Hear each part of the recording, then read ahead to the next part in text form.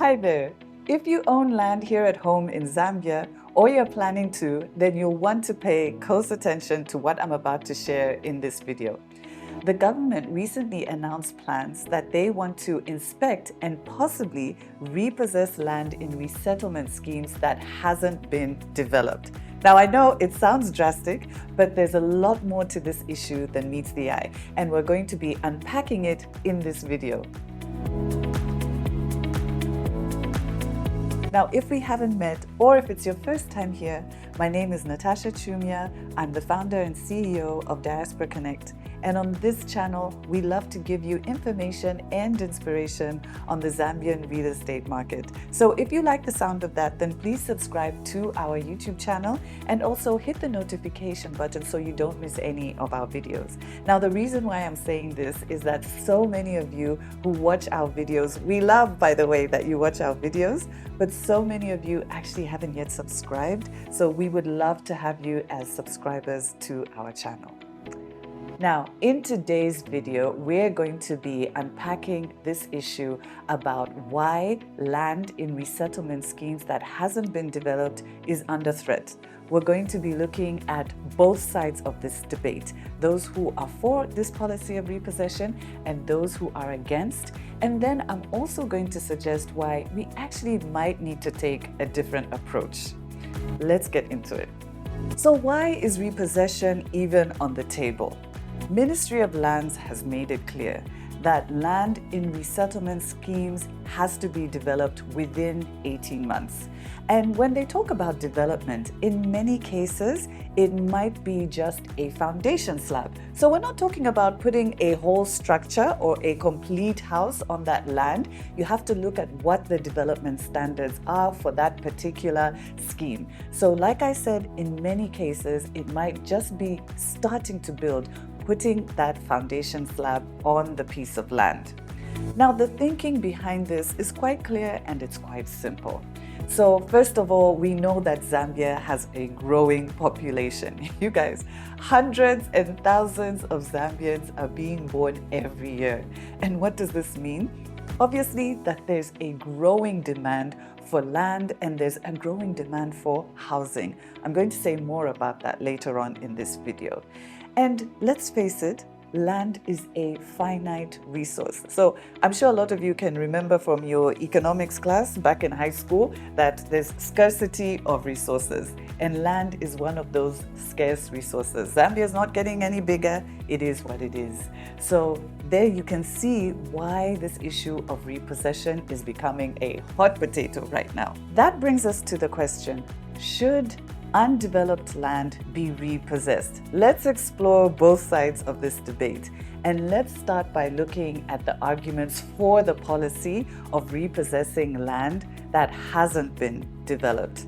So the first reason that people usually use when they argue for the policy of repossession is, like I said earlier, land is a productive resource. And in a country where we have such a huge housing deficit, now I think the housing deficit at the moment is 1.5 million units. And I've been hearing 1.5 million since I entered this sector, which was probably, 20 plus years ago. So by now, the housing deficit is actually even more pronounced. So in a country where we have such a huge housing deficit, it really just doesn't even make sense to allow land to be idle for years. The other reason why people think that undeveloped land should be repossessed is because they argue that government has a responsibility to make sure that land is allocated efficiently. So if land is in the hands of those who can't develop it, then it means that those who have the means of putting this land into good use, who have the means of actually building and providing that shelter that we desperately need, they're the ones who are missing out. Another reason put forward is that the rules are really clear. So when one applies for land in these resettlement schemes, they know that they have an obligation to develop that land within 18 months. So there are actually no real surprises. And then lastly, those who argue for the policy of repossessing undeveloped land, they argue that some people apply for land and get land in these resettlement schemes for speculative purposes.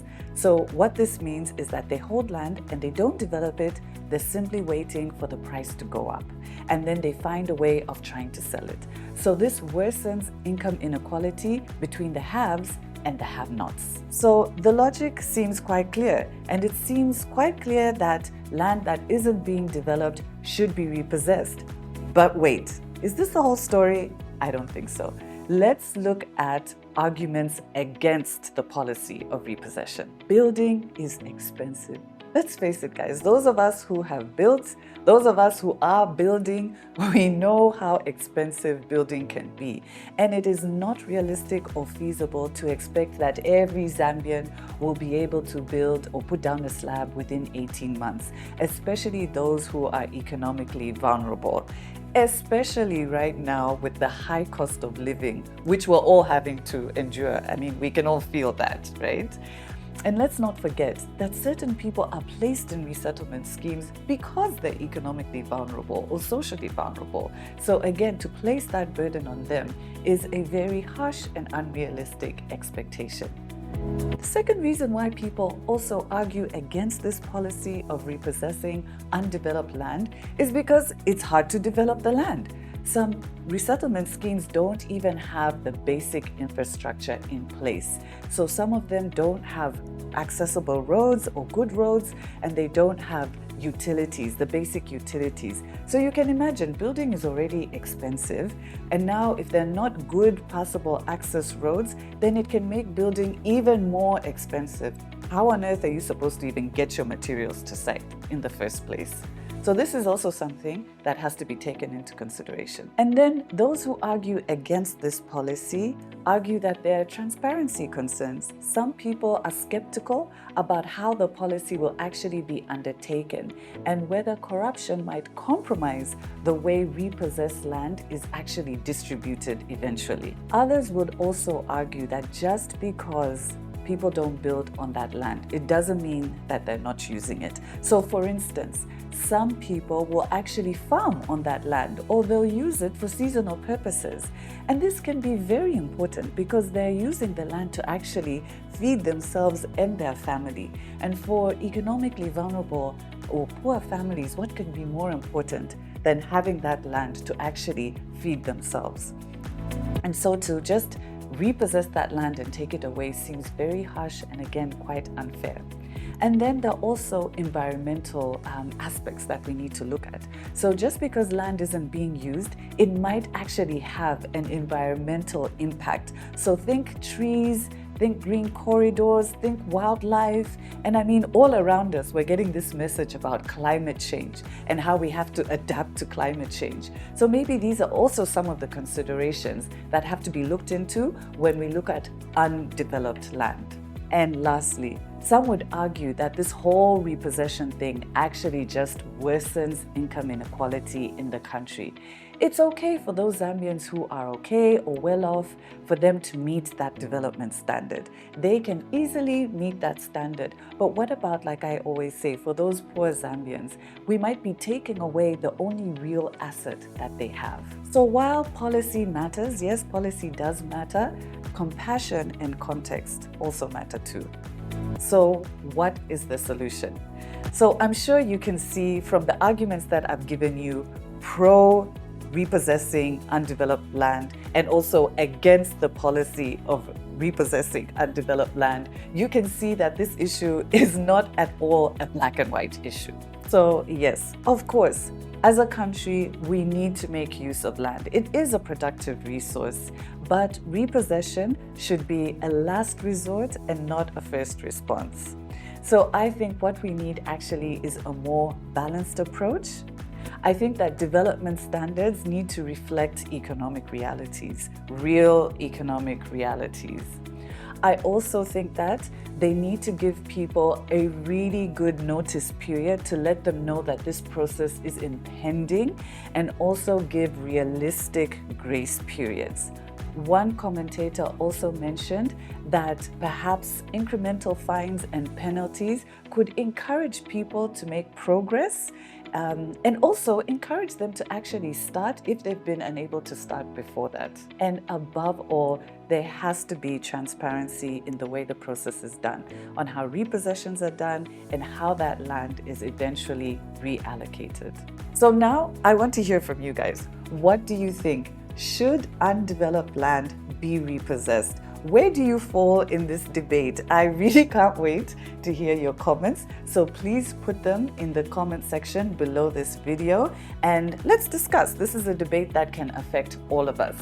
Now, at Diaspora Connect, we know how risky this whole land space can be, how risky real estate can be. So that's why we make sure that all of our property offers are 100% verified.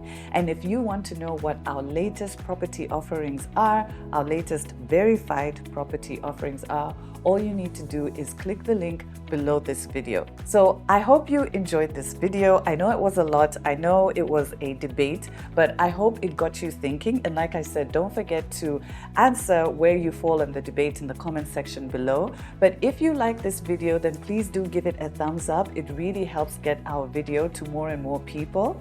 And also share this video with just one other Zambian in your community who you know is interested in property issues back home. Otherwise, we would love to chat with you on social media. We're on all the platforms, and we will see you in the next video. Bye for now. Those who have and those who don't have. I want you to say that might not really be fairly undertaken.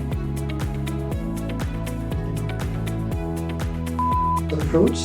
So, for instance, we could be